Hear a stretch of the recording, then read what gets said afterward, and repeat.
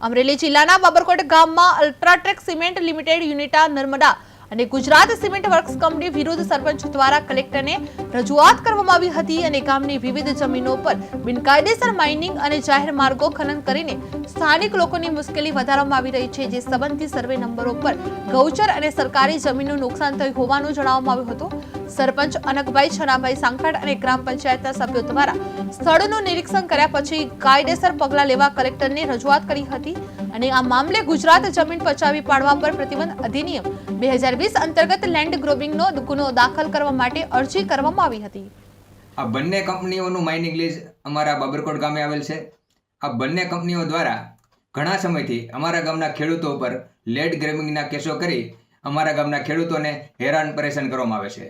ત્યારે આ કંપની દ્વારા અમારા ગામે આવેલ સરકારી પડતર જમીન સર્વે નંબર 366 પૈકીના સર્વે નંબરો ઉપર ખનન કરવામાં આવી રહ્યું છે।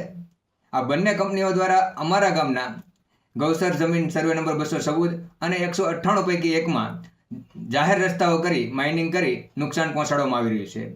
ત્યારે ગૌચર નંબરો 251, 252, 253, 254 અને 278 સર્વે નંબરમાં પણ આ બંને કંપની દ્વારા નુકસાન પહોંચાડવામાં આવી રહ્યું છે।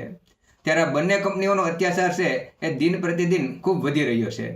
તેમજ બાબરકોટ ગામથી મિત્યારા ગામે જતા જાહેર માર્ગમાં ખનન કરવામાં આવેલ છે। તેમજ બાબરકોટ ગામથી વાન ગામે જતા રસ્તામાં આ નર્મદા સિમેન્ટ કંપની દ્વારા જાહેર રસ્તાનું ખનન કરવામાં આવેલ છે।